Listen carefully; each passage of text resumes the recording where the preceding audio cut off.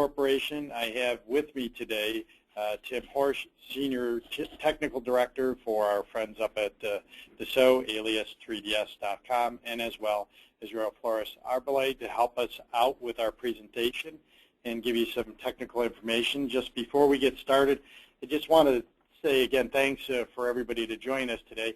Today we're going to present the benefits of the extended 3D models into your business. All departments can be referring to the same information. We think that's going to bring some additional utility and accuracy in your business, as well as allowing you to eliminate some redundancies. We know that there are other departments that can use the 3D information once the models are created, such as your quality departments, perhaps your marketing, perhaps your estimating. And we're going to give you some ideas on how to push that information or allow them to pull that information out of your, your investment in 3D models from CATIA. So at this point, I'm going to turn the webinar over to Israel Flores, and I'll do a short close. And if you want to chat along the way, we invite you to chat. If you have questions, please enter those into the chat. And towards the end of the webinar, we'll pick a few of those questions and ask our technical associates to address that. Thank you very much, and Israel, go ahead and take over from here. Thank you. Thank you, Rich, and thank you everyone for joining this webinar. As Rich mentioned, in today's global environment, both big and small organizations really need to drive both accuracy and innovation in order for them to be first to market with their product while ensuring that they have the highest level of quality and the lowest cost. Many companies that we're working with are increasingly realizing that the 2D drawing alone is not sufficient. It often leads to design errors, high manufacturing costs. So the model-based definition and model-based enterprise are really on the rise. They drive processes that allow companies to find, share, reuse, collaborate, communicate this 3D data downstream while driving accuracy into their business. So in today's webinar, Tim Horsch and I are going to take you through some discussions on how we can take that engineering intent and the content down to the processes well beyond engineering, while assuring that we can accurately take the 3D data down into your business. So my name is Israel Flores. I have been working for Dassault Systems for 15 years. About 7 of them, I have been heavily involved with the concept of model-based definition, driving model-based enterprise, and working with many customers like you, looking into ensuring that you can drive that accuracy and that innovation downstream processes. So what we are talking here is the concept of model-based enterprise. We believe that by adding the 3D master, that model-based definition, that design intent, that content that the engineers put into the data really should move well beyond from engineering into the downstream processes. So the model-based definition does that. It's the definition of the 3D master. The model-based enterprise, it drives the product, the processes, along with the technology well deep into your business. So now, instead of working with what we call a digital thread, which basically would be this one set of engineering data that is going from point A to point B, very fragile, ready to break, we really want to be driving what we call the 3D tapestry.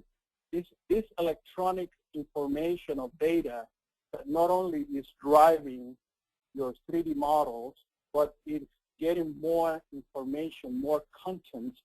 So different people, different roles are going to be using this information and making good use of it.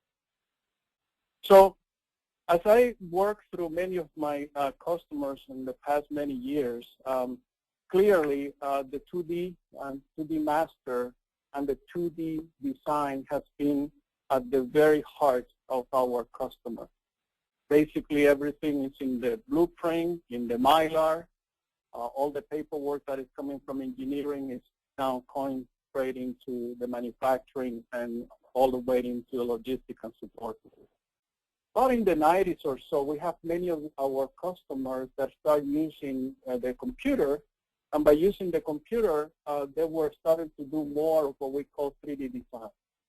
The 3D design basically drives all that concept, that information into the model, but clearly at the end, they basically put together a 2D drawing. That's what we call the 2D master.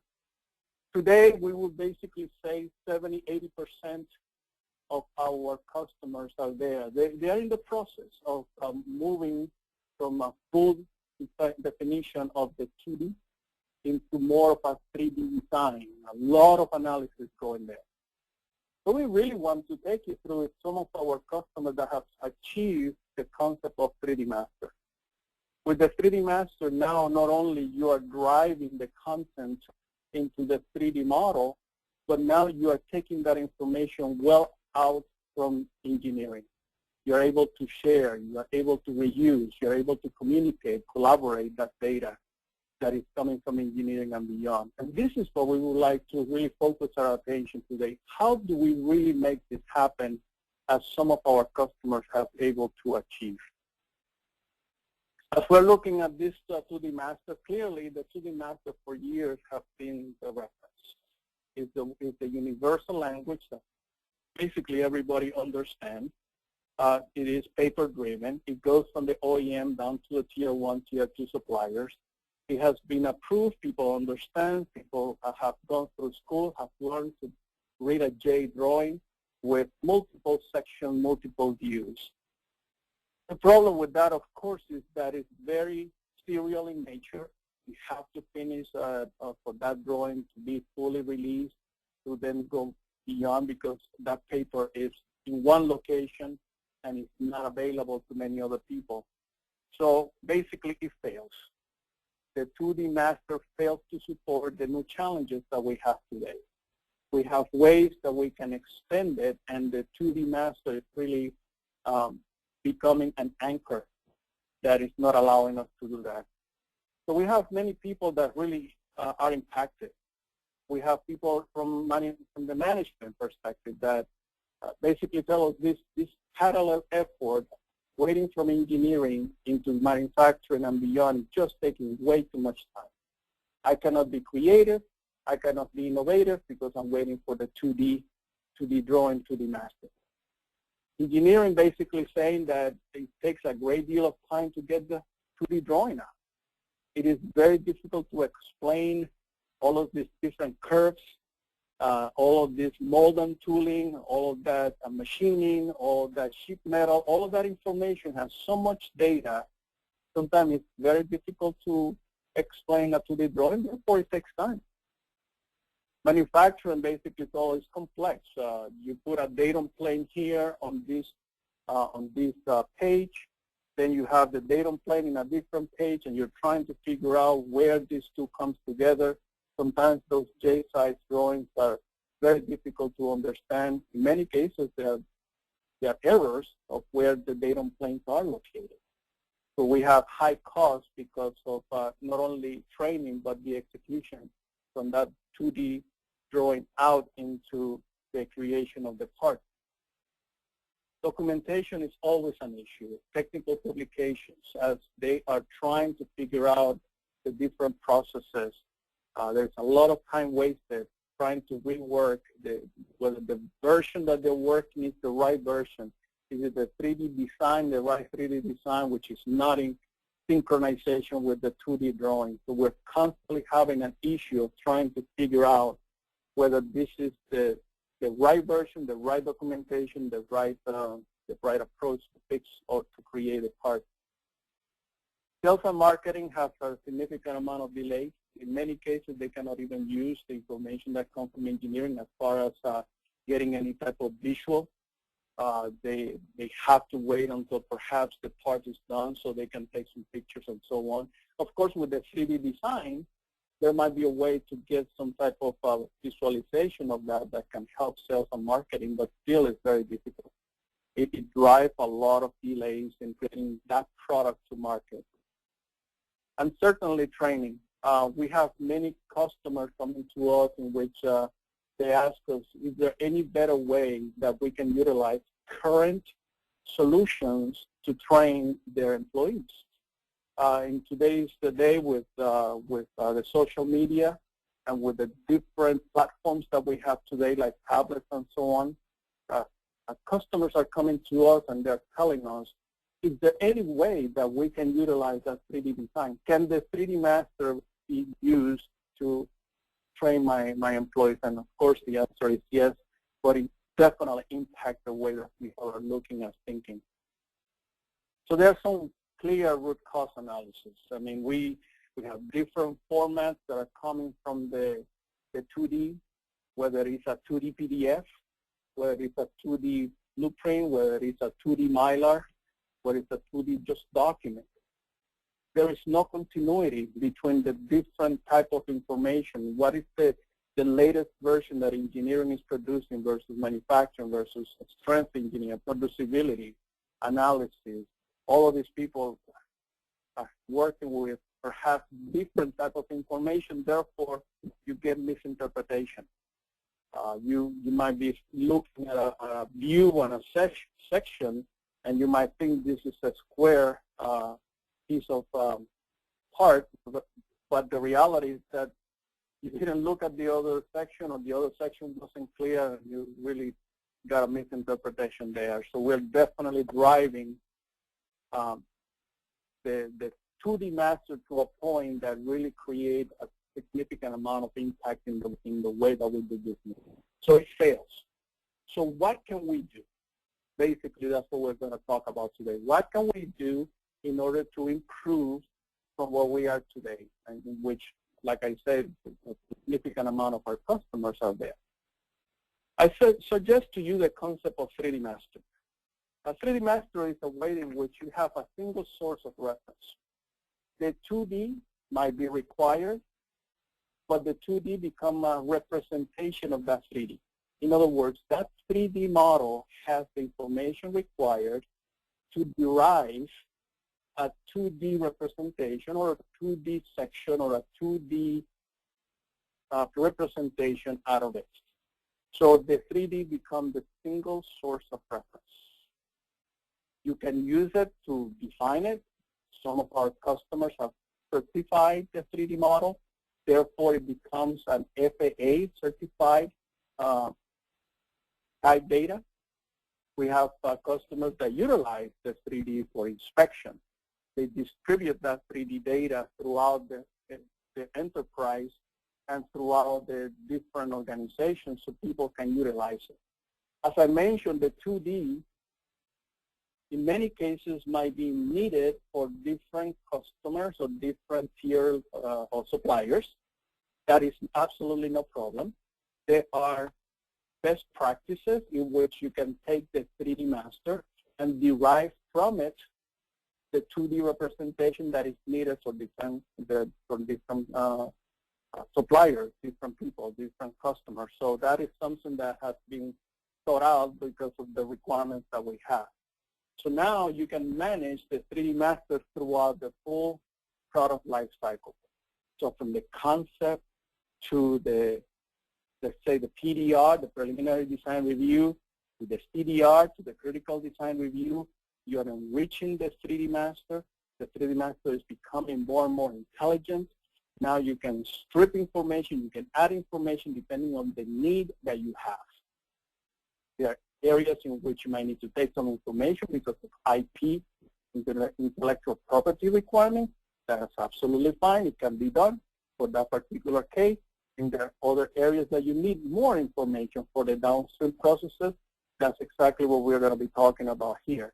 So the 3D Master should be that environment, that document, that entity that as you're moving through the life cycle is moving through the stages and is coming to a full release level. So how do we migrate? So in today's process, as I was talking before, the 3D design has become the main format for engineering. With the 3D design, now you have supplier adding information. You can get data from different suppliers. You have different design reviews that you can accomplish. You have different DMUs that you can do. You can do analysis. You can basically do even any type of computer manufacturing as well. I mean, there is a significant amount of work that you can do for that 3D.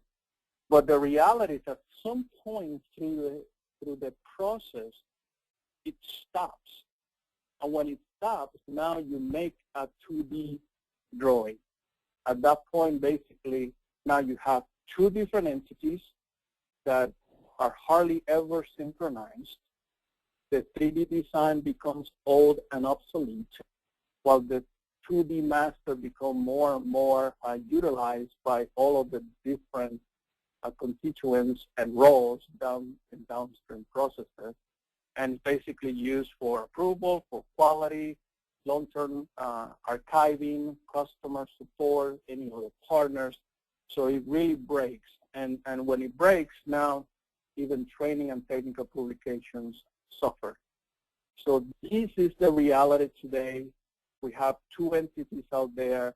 One is incredibly maximized, but at some point in time it stops, and then the 2D drawing continues moving forward. So where is then the model-based definition? Well, the model-based definition is at the very beginning, in which now you're putting all of this intelligence to the 3D model. What I suggest to you today is that we can accomplish what we call a model-based enterprise. With a model-based enterprise, now not only you're working with the 3D master in the engineering and adding all that content to the engineering, but as you see throughout, now you're providing more and more and more. That 3D model is being utilized for design reviews, it's utilized for analysis, it's utilized for technical publications, down to quality, approvals. Some customers are using it for long-term data archiving and so on. So you really provide a significant effort and information in the engineering, and as you're using that 3D model throughout the enterprise, now more people are using it earlier. It's not a parallel activity. In many ways, it's very much going into different ways that people are utilizing, people are using it.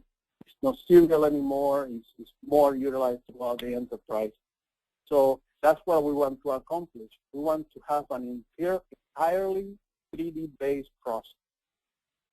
We don't want this to be a sequential work plan, workflows, waiting for engineering to finish, to then go to manufacturing, or go after to analysis. We really want to make it a way that it can be collaborative and provide better communication throughout the enterprise. So as we're looking at the 3D master, as mentioned before, there's a significant amount of solutions available to enrich that 3D master. Some of the solutions are available at the specification of the product, so we are adding data into it. We're making it intelligence. We are putting a lot of knowledge into it. At the definition stage, we are adding more annotations, dimensions, tolerances, so there's more information into it. And then as we are going through and we're trying to present this to people outside engineering, there are solutions out there that allow people to create this 2D presentation so people can visualize it in a 2D, especially if some other suppliers need it. Or perhaps you need some IP protection. So there's some IP filtering that are also available out there. So that being said, let's stop right here for a moment and let's do our first poll. I really would like to hear what you think about this. What are your thoughts about the 3D master? I'll pass it back to you, Rich. Hey, thanks, Israel. Yeah, we've got some poll questions up here, and like our audience to participate at this point. Thanks for staying with us so far. We're about to move into the technical portion, but we thought we'd ask a little bit more about, how you might describe the 3D master process in your organization and exactly its status in your organization. So, good. Okay. All right. Wow. All right. Very good. Thanks to the audience for participating. We've got a consensus here. The answer 100% overwhelming is we've considered it, but not pursuing the 3D master currently. So very good. Thanks for that. Thank you, Rich, and thank you all for participating to that first poll. That's exactly what we're finding, and that's exactly where the bulk of our customers are, in which they're doing some 3D design. They're considering it. They might be doing perhaps some projects, some proof of concept. They have perhaps maybe joined engineering and looking in engineering and seeing how the data go from engineering to manufacturing. So that's exactly right on. That's what we would like to see, that they're considering it. And I want to rest you assured that we have solutions in which some of our customers have achieved this. So with Adaptive, we can provide you additional information of how do we add this information into the 3D master, creating that 3D master. But then, now that the 3D master is created, what do we do? Well, I suggest to you that we have a solution in which we can take the 3D master beyond. We can explain your product. The 3D technical communication software that lets you clearly explain your products using your existing CAD data. So basically, we are taking that 3D master that came from engineering, all that rich data that is there, and now we are utilizing that data for other roles in the enterprise. It could be a technical illustration. It can take that 3D design, 3D master, and now I have a way that I can really, instead of writing this whole thing up, I can use that 3D data, 3D master, and start creating the technical illustration. Perhaps I can do some work instructions, assembly instructions, work planning, workflow. I can basically take one 3D model and present it. I bring another 3D model afterwards, and then another one and another one. As I'm doing that, I create a sequence. And that is something that some customers are doing. And so little by little, now the customer is driving an assembly instruction. It can be utilized for project reviews. Let us say that you might have several people that are trying to do DMU, which is absolutely fine. But now let's do a DMU in context to a project where I am in that life cycle. What are the different what-if scenarios, the trade-off studies? And as you go through that, you create different project reviews. Some of our customers are creating online catalogs.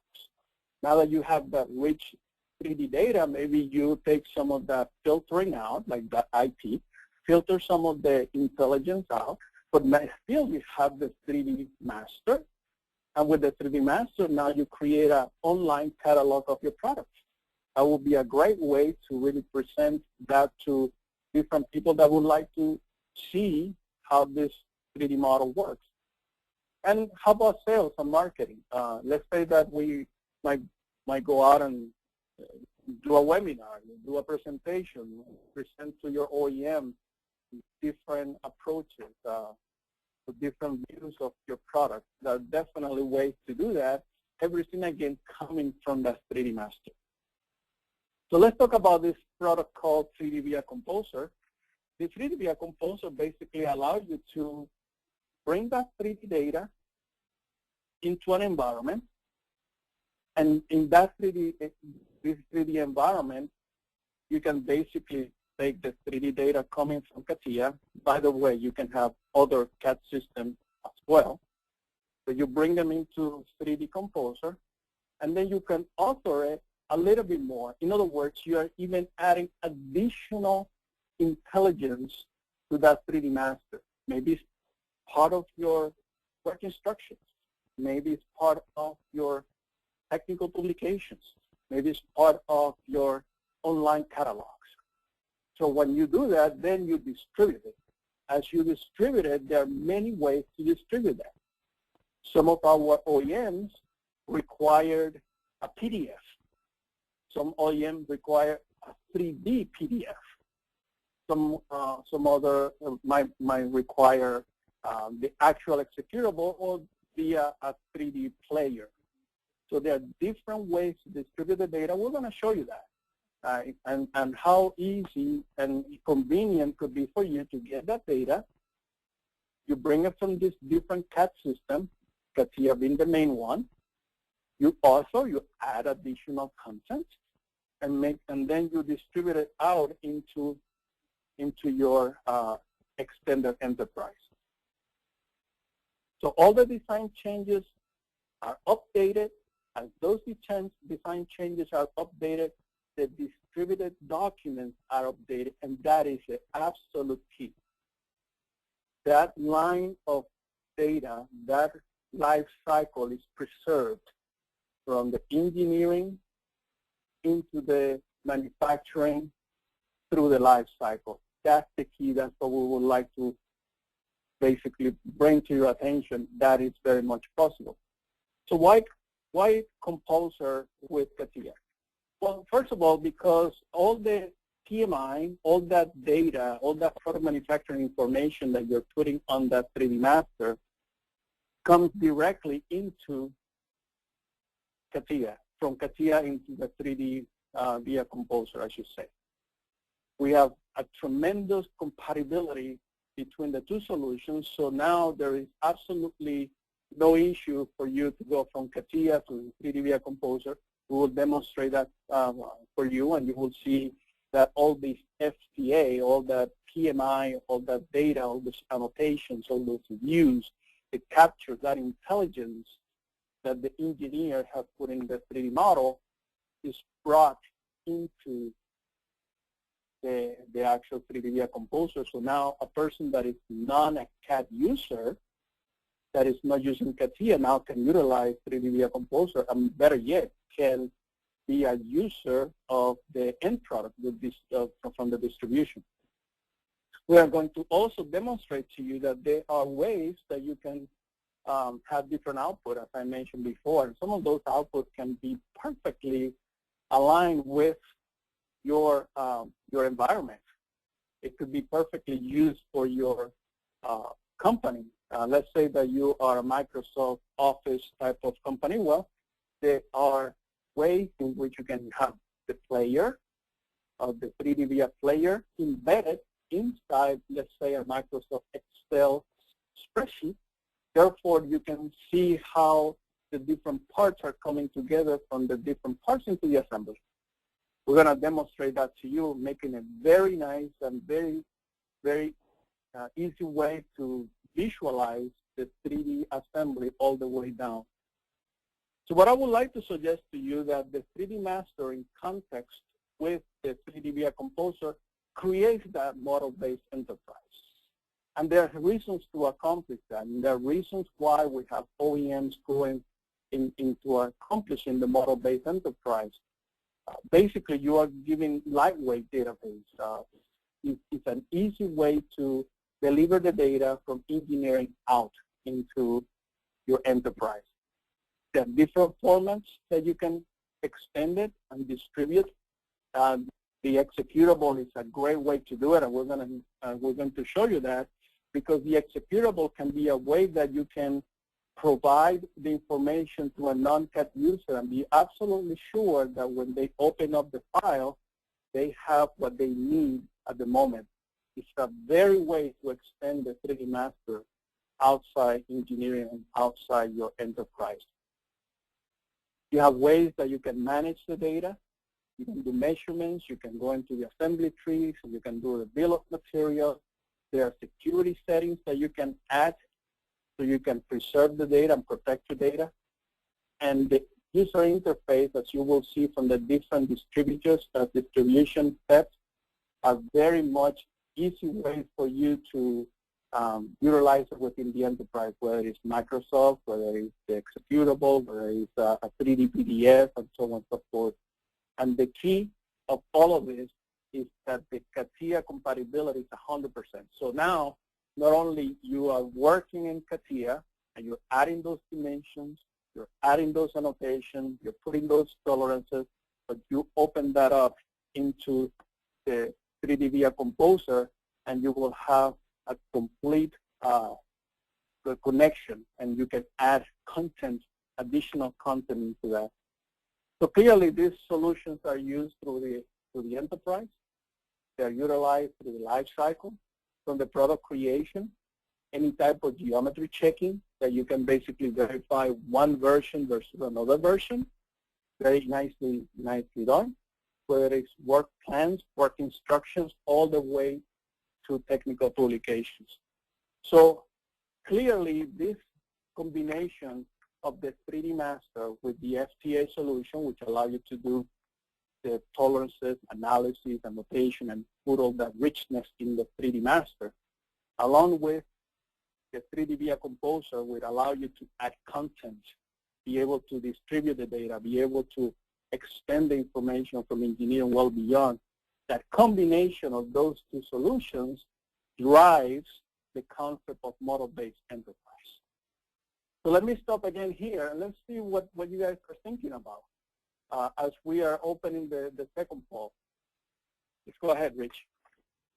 Yeah, thanks, Israel, for getting through this, and we'll be having a demo right after this poll question. So if you'd like to participate, audience, please do, and feedback the results, and then we'll get on to the demo. Thank you.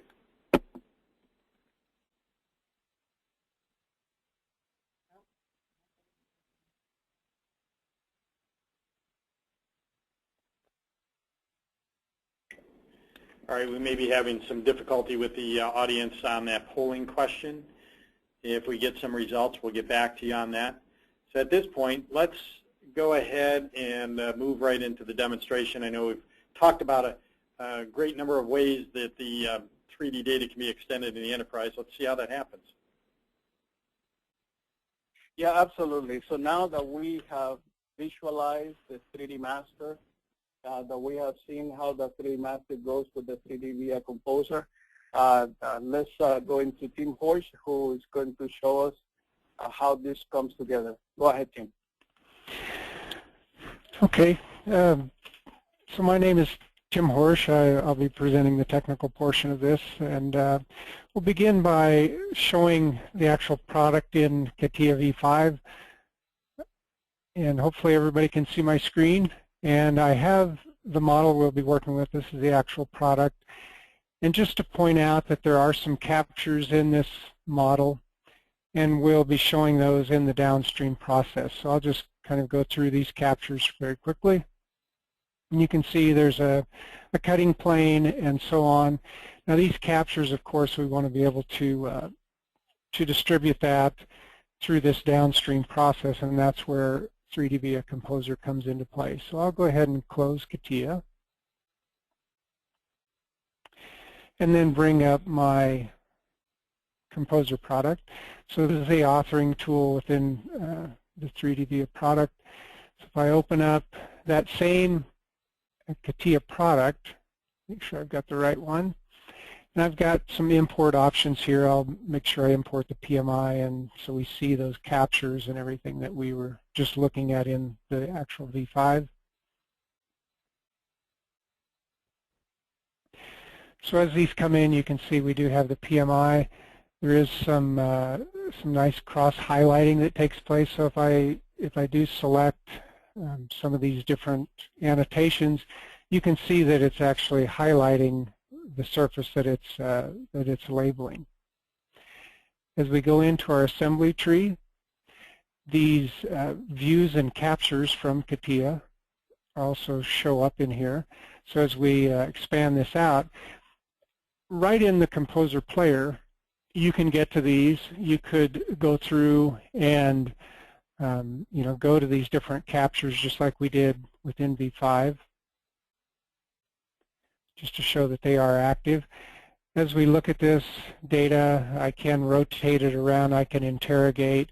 As I select the PMI itself, it does show the cross-highlighting. Now, as I said, we could go right into the player like this and actually deliver it just as is. But in order to do that, your end user is going to have to understand a little bit about this assembly tree and how to get to these captures. So this is really where the enrichment of 3D via Composer comes into play. So let's say we take this initial view here. I'll shut my ground off, and I'm going to capture a view of this. And this is a Composer view. And so we'll just give this one a name. We'll go back to our assembly. So this is kind of that authoring process that you might go through to make this a little more usable for that downstream process. We'll create a view of this one and just call it top.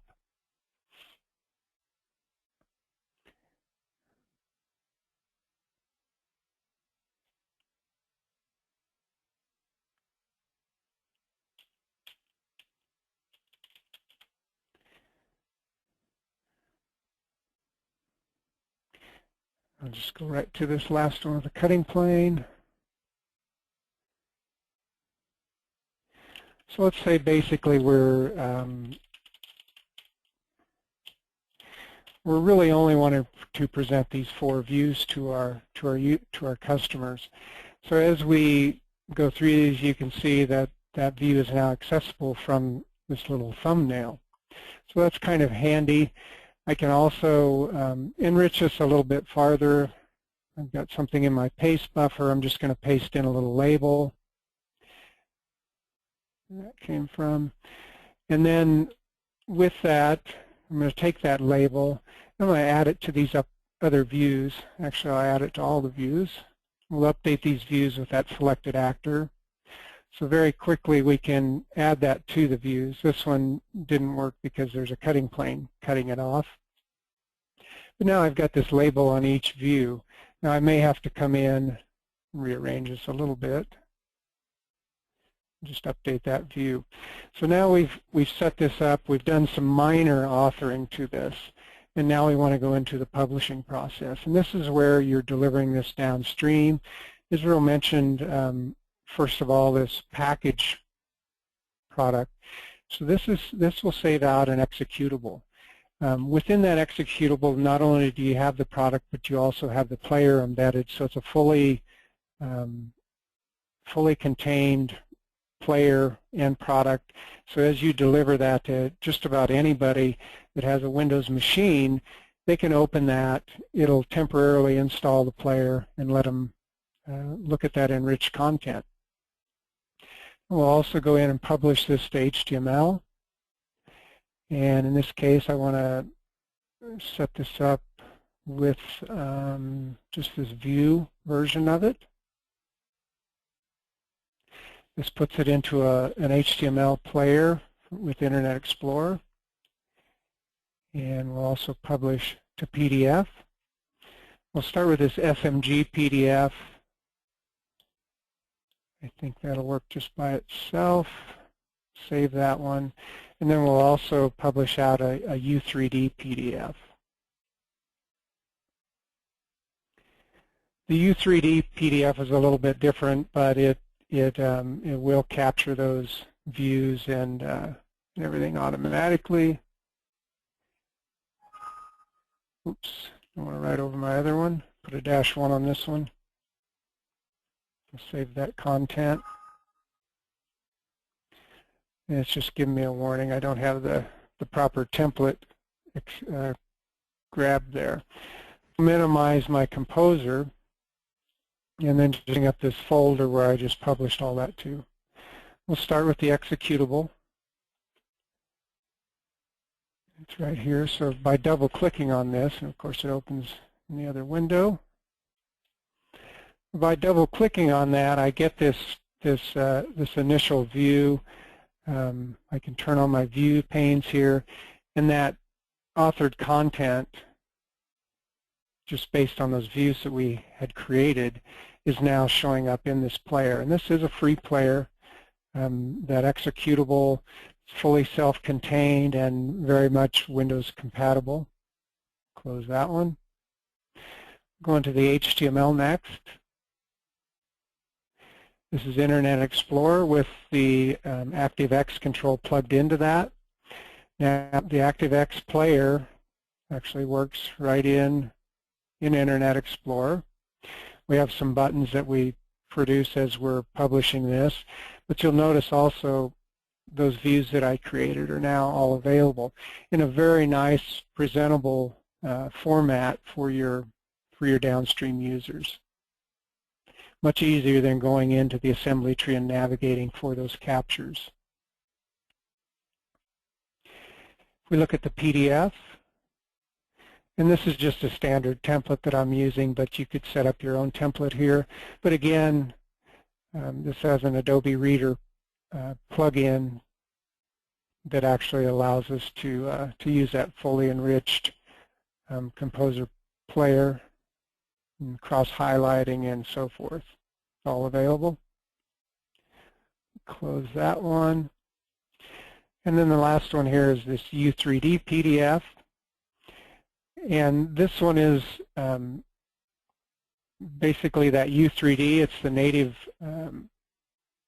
Adobe Reader, no special player involved.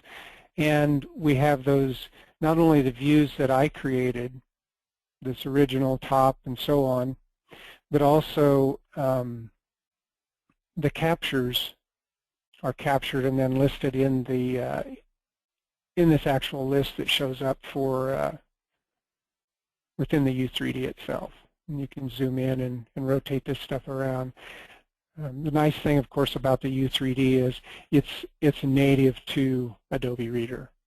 So you're just providing basically that PDF as your deliverable. And close that. Okay, so far I've shown just very quickly the raw data from CATIA V5, bringing that into Composer and publishing it without a lot of authoring done.